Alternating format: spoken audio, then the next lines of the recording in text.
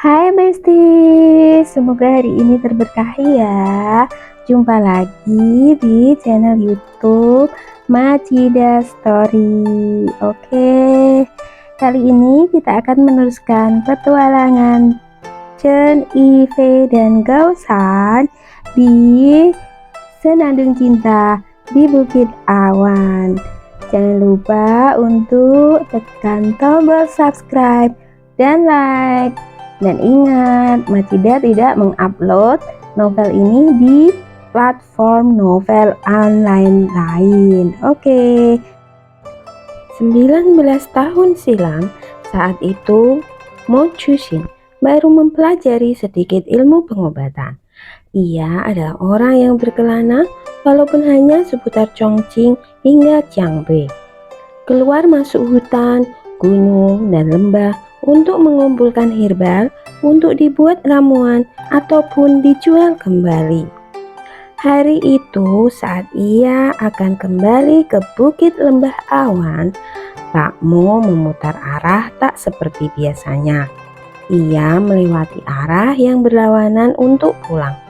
Ia ingin mengumpulkan herbal yang hanya ada di sisi utara bukit yang kurang sinar matahari.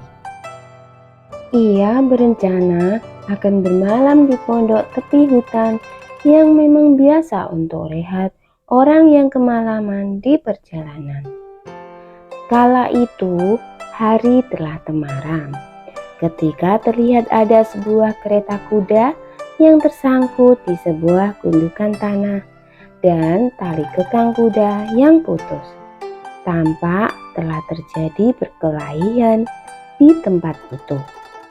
Terlihat dari ranting-ranting patah dan jejak sol sepatu yang acak membekas di tanah dan rerumputan. Kelihatannya penumpang kereta itu bukan orang biasa, pikir Mo Chushin. Tak jauh darinya, seseorang tergeletak berbisik lirih. Mo Chushin mendekati dengan hati-hati. "Nyonya, selamatkan Nyonya," kata yang keluar dari mulut pria itu. Tak lama, pria terluka itu pun menghembuskan nafas terakhirnya. Luka tebasan pedang menganga di vena lengannya. Kehabisan darah. Mo Chushin menutup mata pria itu dengan memohon pada langit, semoga pria itu meninggal dengan tenang. Ia kemudian menyisir tempat itu untuk mencari korban lain yang mungkin masih bisa diselamatkan. Namun jika memang kereta itu dikawal, di mana pengawal lainnya? Mungkin mereka kabur ataupun tewas di sekitaran tempat itu, terkanya dalam hati. Mo Chushin tidak ingin menghabiskan waktu di tengah hutan itu terlalu lama. Hewan-hewan malam akan segera keluar dari sarangnya untuk mencari mangsa. Mau tak mau, ia harus menyiapkan obor untuk menempuh perjalanan ke pondok Mo yang hanya tinggal beberapa li saja dari tempat itu. Satu li kurang lebih setengah kilometer. Pria itu berjalan ke arah kereta yang terguling berserakan. Sebuah sepatu bayi kecil terlempar dekat kereta. Pria itu semakin terenyuh mengetahui jika ada bayi kecil di kereta itu sebelumnya. Ya, jalanan tepi hutan dekat tempat ini bukanlah jalur ramai, tapi sering dilalui para penziarah ke berbagai kuil di Gunung Fengdu. Tak banyak rombongan yang lewat tempat itu. Kalaupun ada, kebanyakan rombongan biksu dan biarawan yang berkunjung dari kuil ke kuil. Dan biksu-biksu bukanlah sasaran menggiurkan bagi para perampok. Terlihat ada beberapa anak panah yang menancap di pepohonan. Kelihatannya bukan bandit biasa. Untuk apa mereka harus memburu wanita yang membawa bayi? Batin Pak Mo. Jika mereka mengincar harta, Untuk apa mereka menyasar area ini? Pertanyaan itu memenuhi benak Mo Chusin. Lalu pria itu memberanikan diri menuju ke dalam hutan. Ada kilau basah di atas dedaunan itu. Ceceran darah, pikirnya. Lalu pria itu memberanikan diri menuju ke dalam hutan. Ada kilau basah di atas dedaunan. Itu ceceran darah, pikirnya. Ia hendak mengikuti percikan noda darah itu. Namun ketika ia berdiri mematung, tiba-tiba ada sentuhan dingin di kakinya. Tolong, tolong, putriku, putriku, pinta seorang wanita yang terkulai di dekat kaki Mo Chusin dengan mendekat bayinya. Bayi itu tak menangis, hanya memainkan bening bola mata dan celotehannya yang lucu. Wanita itu terluka parah. Sebuah anak panah menembus bagian pinggangnya. Tampak noda darah yang menghitam.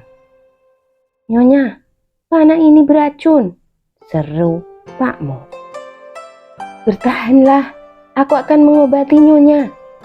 Namun pria itu menggeleng, lalu memandangi bayi mungil itu dan tersenyum, seakan itu senyuman terakhir untuk putri kecilnya. Tolong jaga dia, Tuan, seru wanita itu lemah, sambil mengulurkan liontin giok dan sebuah sepatu kecil. Pak Mo hanya mengangguk, tak tahu harus berbuat apa. Terima kasih, Tuan, kata wanita itu tertahan, dan kelopak matanya menutup perlahan dan tersenyum. Nyonya, bangunlah! Berulang-ulang Pak Mo menggoyang badan wanita itu. Tapi sudah terlambat. Wanita tersebut telah berpulang. Pak Mo segera mengangkat bayi mungil itu.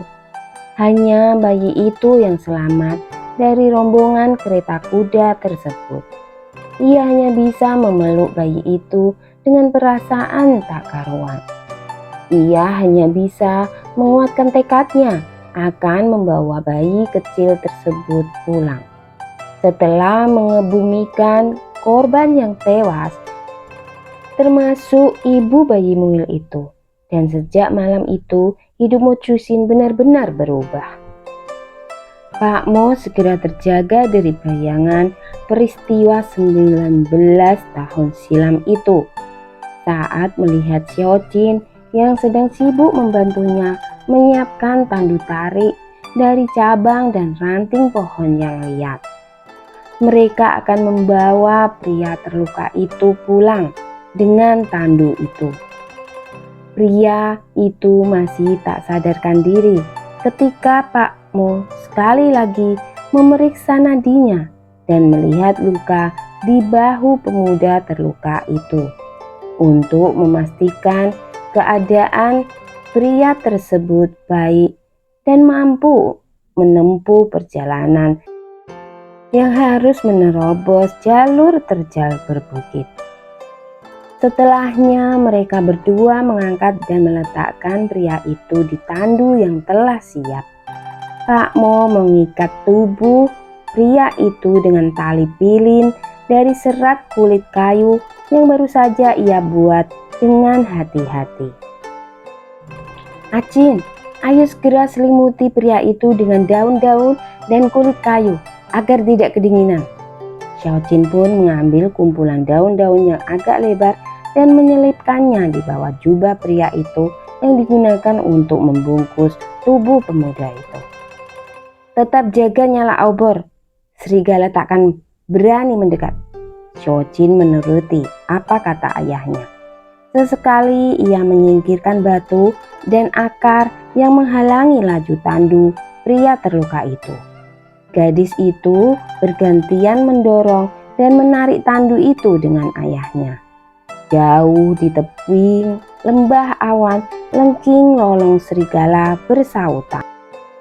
Mereka berdua selalu waspada, walau entah berapa kilo pasang mata binatang malam mengawasi mereka penuh curiga hingga perjalanan sampai ke tepi hutan. Akankah mereka berdua selamat? Hai Besti, welcome back to reality. Terima kasih ya telah mengikuti episode ini dan silakan ikuti kelanjutan episode berikutnya di Senandung Cinta dan Bukit Awan. Jajan.